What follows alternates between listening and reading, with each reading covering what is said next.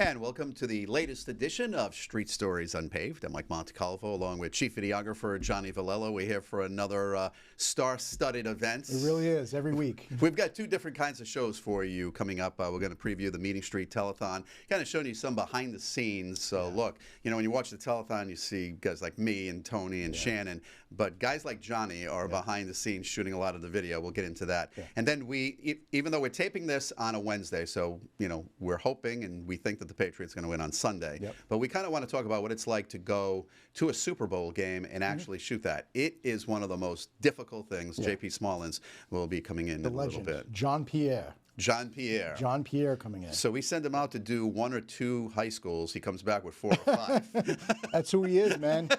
On a weekend, you'll see him on Twitter at like 3 o'clock in the afternoon. He's shooting a volleyball game in like, you know, Portsmouth. Editing the shows. Editing the shows on top of it. He's a legend out there. Love JP. So Thanksgiving Day, we have a big show because we hit, I think, every high school. Yeah. You get 1. Yeah, just 1. He gets 5. Oh, at least. How is that possible? He might get 6. We don't know about it. He's got cheerleader sound. He's got everything. Coaches sound. He lives and breathes local sports community. So. Is it a different mindset? We're going to show you some video of the Meeting Street Telethon and what Johnny did in just a bit, and Dan Friel is going to join us a little bit, the development director from Meeting Street, because obviously we have the Telethon coming up this Saturday.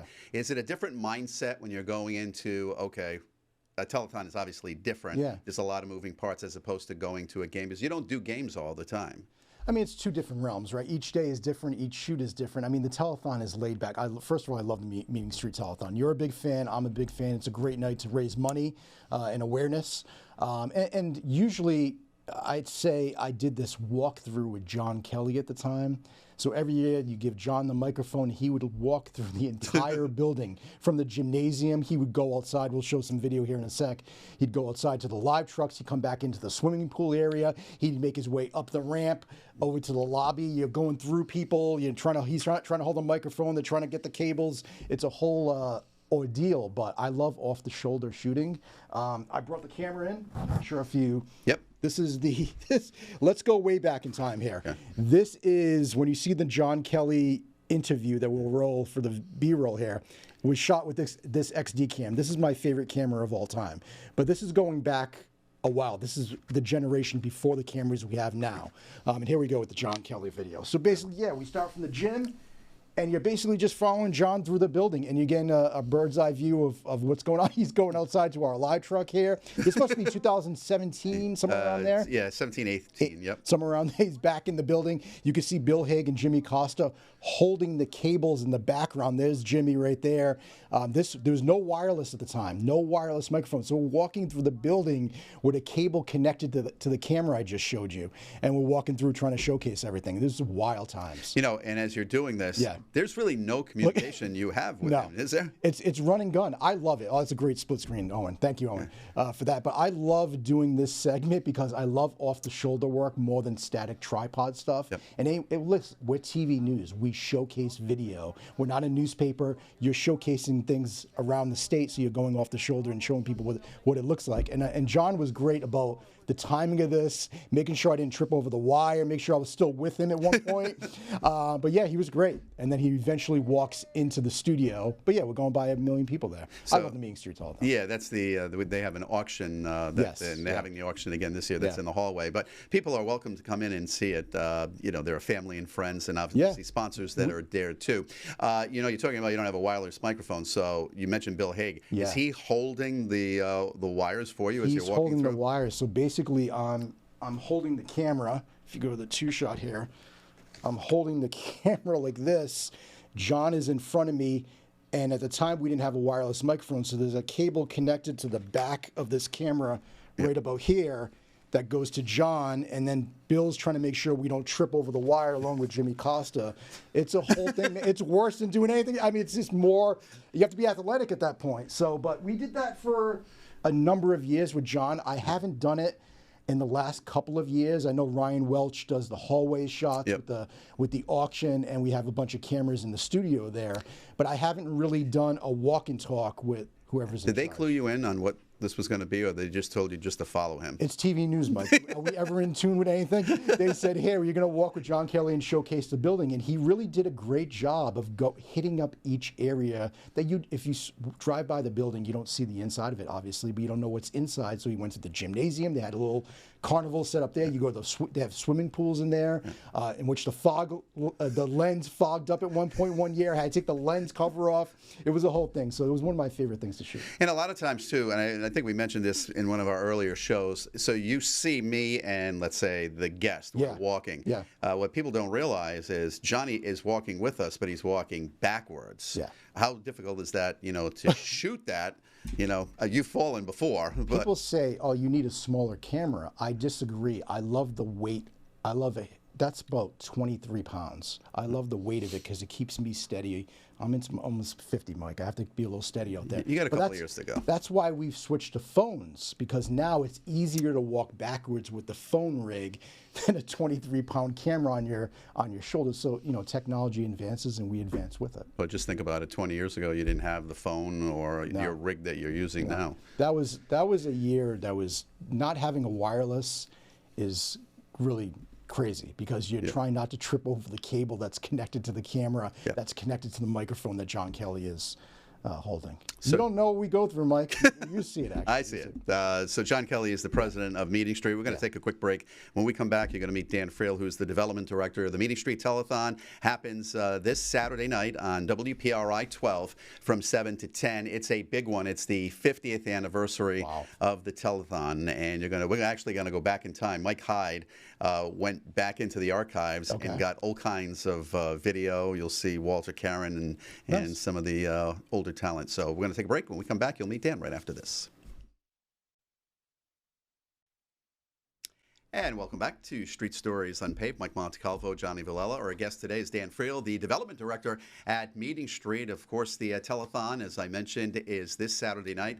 You can see it on WPRI 12 and on WPRI.com from 7 until 10. It's the 50th anniversary. I mentioned before going into the break. You're going to see a lot of old footage. We really went digging because it was the 50th anniversary. I'm glad you clarified. We weren't around 50 years ago when it started, but this is my 28th telethon. 28th telethon. I worked in radio, and Stu Giannini, who was our creative services director, he kept calling me, "You got to come on and help us out on the telethon, the 4th of July parade." And I'm forever indebted to Stu, and I started coming. I'd come with a beard. Show up this Saturday with a beard. See what happens. That's gonna happen. Well, the beard is a different color now, John. Back then it was nice and dark. It's like this. So so for forever I've known about Meeting Street and volunteer there. So this is the 28th year, and I love that, and I love the graduation day at Meeting Street. So Dan is here. Welcome, Dan. Thanks, Mike. So under a year and a half you've worked there. Yeah, starting September 30th, so October of 2024. So it's been a wild time, and no better privilege than to be able to work for one of the most beloved nonprofits in the state of Rhode Island. And now, I always just think it's crazy thinking about how Meeting Street started in 1946 in a small little building in Providence, and to see now we're in this beautiful campus in Providence, and now in Massachusetts we have 2 locations, New Bedford, Dartmouth. To be able to be a part of it is just truly remarkable, and like I said, it's a privilege to be a part of it. And the 50th anniversary of the telethon is huge, and thanks to people like WPRI and of course the Carty brothers are just unbelievable. So it's a privilege to be there.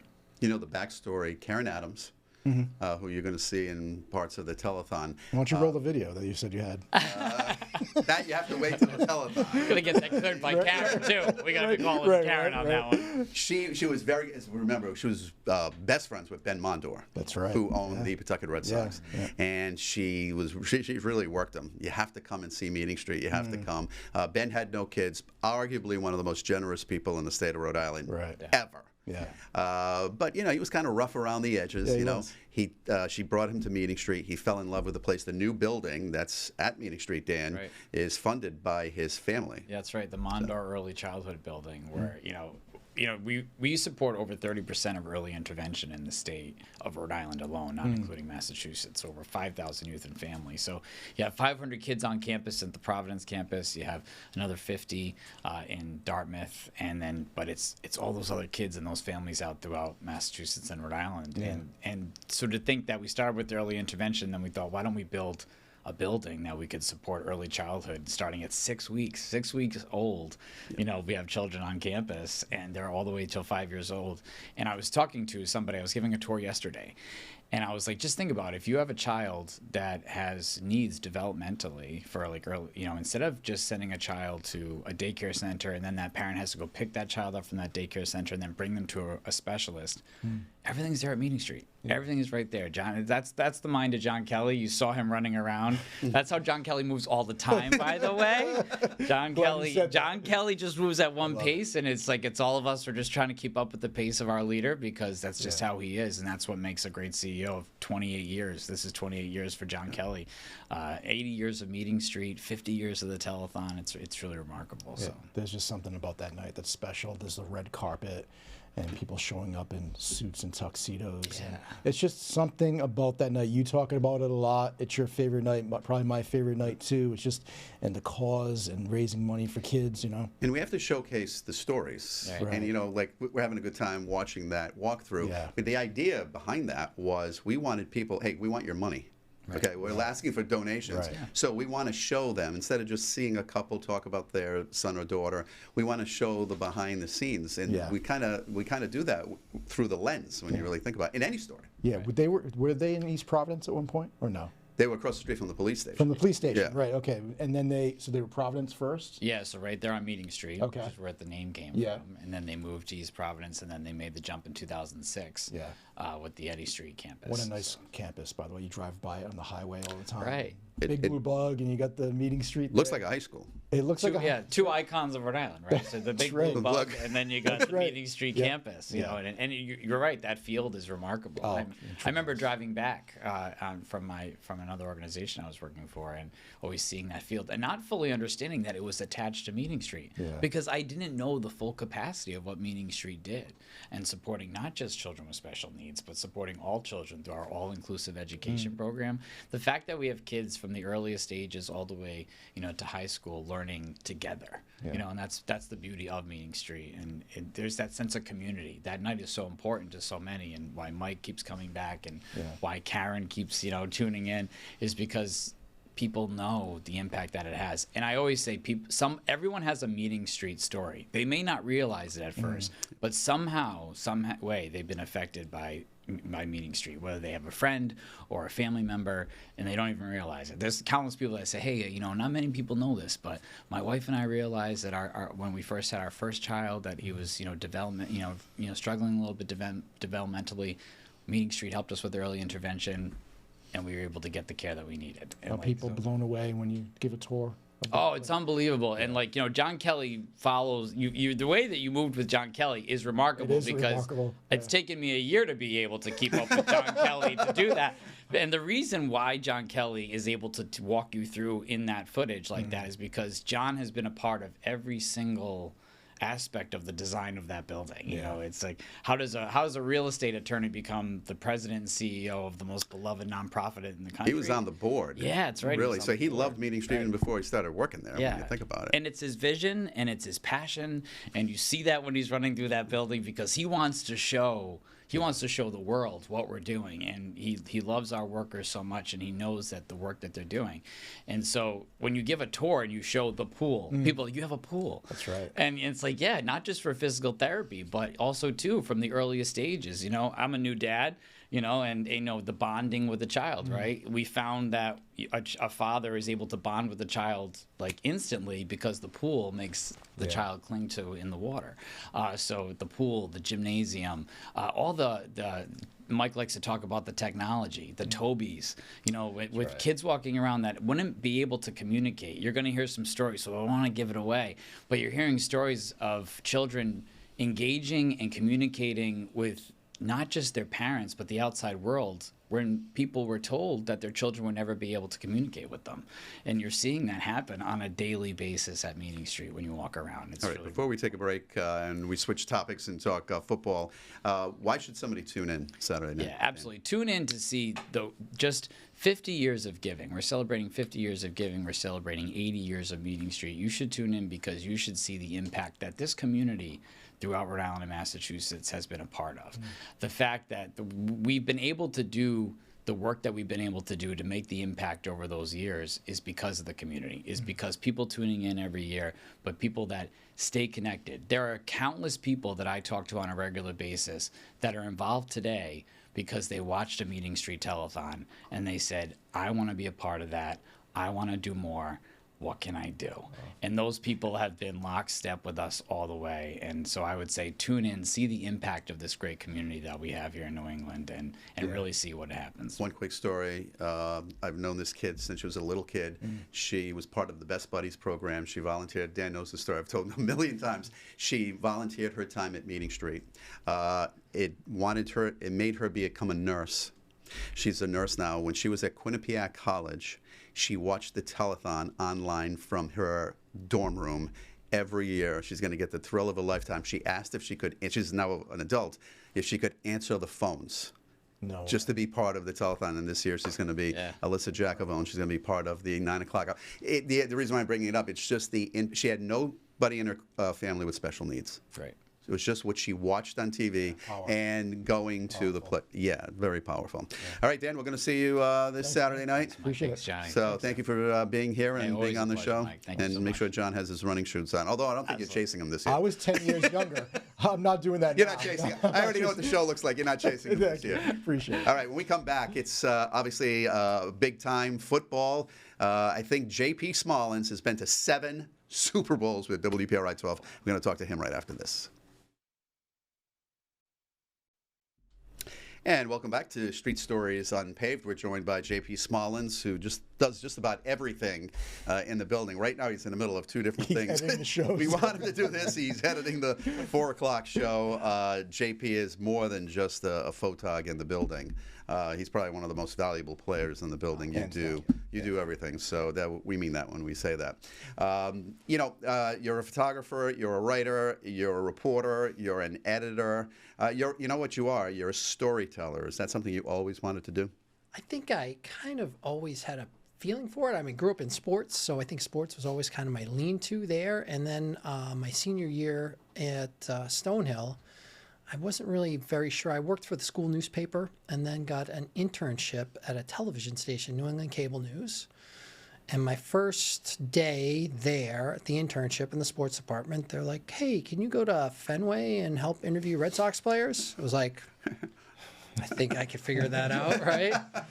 And then the next week it was like, can you go to Sullivan Stadium, I think it was at the time, and interview Patriot players? I'm like, you guys get paid to do this? And that's how it all sort of started. So I think that, obviously you get a taste of like the big time, like right like that. But, my hometown heroes are that's the coolest, I think, part of my job is to sort of see these people like, Joe Mazzulla, I've known him since he was 16 years old. Now he's the head coach of the Celtics. Liam Cohen, I've known him since he was 19 years old, and now he's the head coach of the Jaguars. Like, to see all these kids, Rocco Baldelli, I was there the night he got drafted, and now, he's in professional baseball as a player, manager. So to see those people sort of grow up and just share their stories along the way, I think that was kind of always a thing that I was interested in doing. And, it's sports. Sports, for the most part, is pretty low maintenance, right? Teams win, they lose. People get fired. Yeah, but hey, they find other jobs. They get paid pretty well for it. So, but yeah, it's just the journeys are kind of fun and the stories are fun to tell. And we've had such a great run here with athletes in Rhode Island. So. I met JP. I'm wearing the Dolphins hat. He got me this hat for Christmas. Oh, gosh. I met JP at Foxborough because I used to film the Patriots for 3 seasons during the Drew Bledsoe era. Right, yeah. You were working at another station, right. And I was mentioning the other day, the last game I ever shot was at Foxborough, me and you. Yep. Olindo Mare hits the game-win field goal. Dolphins win the AFC East. They go into the locker room. Yep. The referees bring them back out because they say there's 1 second on the clock. Michael Bishop comes out and throws a Hail Mary. It was nothing, but that's how I met JP. Right. Was at Foxborough. But I truly mean, and when Mike said off the top, you were one of the most valuable people in this community. Everywhere I go, every high school I go to, JP Small. I mean, I see you 2 o'clock on a Saturday. I mentioned it before. You're shooting a volleyball game or a lacrosse game. Why do you love local sports? I mean, you touched on it with the hometown hero stuff, but what is it about local sports? I think it's just, I mean, just to see kids grow and just, people get very passionate about certain sports, and it just means a lot for the community. Yeah. So, obviously we're a news business, so there are stories that we tell that are, difficult stories to tell. So to have, a community rally behind a team or something, or an athlete, or just to see them sort of grow and just tell those sort of fun stories, that's always a great thing. And to finish that story, so I was actually working in Vermont. That was my first TV job, and I was at Foxborough. I got a press pass because Jay Fiedler was the quarterback of the Dolphins. That's right. And he was a Dartmouth graduate, and I covered Dartmouth College was our money thing. So I got a press pass to go down to the stadium, and that's how it all started. So I was one-man banding, and next to me, one-man banding, for those who don't know, you shoot all your stuff, you write all your stuff, you edit all of your stuff. You're still doing that. You're Still doing that, right. But I remember Will McDonough was there doing the pregame for CBS. Wow. And he kind of came over to me. He's like, "You do all this stuff yourself?" I was like, "Yeah." And that was 2000. Oh, geez, maybe it was 99. It was 99. Yeah, all right. Okay, so there you go. So that was here we are, full circle, right? 25 years later. I talked to Mike. How much time we have? We have We got a few minutes. I talked to Mike. I said, the best thing I've ever seen you do, and I'm at my house. The Red Sox win the World Series in L.A. You know where this is going to. You and Yanni Caracas take a TVU on your back with a camera, and you went into the locker room, and they took you guys post game. It was the best television I've ever watched. Live interviews with players, champagne spraying all over you guys. What is it like to be in a locker room like that? Covering it. It's kind of I would say it's a rush in a lot of different ways, but it's excitement and fear. Because of course, with the equipment, you're champagne. The TV kicks out. Someone says something inappropriate on air, It's and live. it's just it's live. It's going out there, so it's like a rush, and you're in there, and this is so exciting. But you never know what you're gonna get. You never know what's gonna be like, and it's a madhouse. People are running. It's getting slippery in there. There's the equipment is. Sometimes more valuable than the talent, right? So it's kind of you're trying to keep everything together, but it's an amazing moment. And, Let's roll a video of JP. boy. So I had mentioned JP 7 Super Bowls. Yes. The two of us were in Jacksonville in 2005 when the Patriots beat Philly. That was an experience and a half. There's Yanni right there. You had mentioned you worked with Yanni a lot. 23 game? NRG Stadium. Is that Atlanta? Texas? I forget which one. I think it. I think it was. The Falcons? Yeah, that's NRG. There it is again. What's the challenge in shooting? The Falcons. What's the challenge in shooting Super Bowls? I think that just the week of work that kind of leads up to it, because there's just so many events going on. I mean, you typically go, the game's on Sunday, right? So everyone thinks, oh, the game's Sunday. What do you do during the week? It's like, what don't you do during the week? There's always press conferences. The players arrive, and they have press conferences every day. And then there's always events like whatever group this year, CBS has got the game. We've got the game on 12.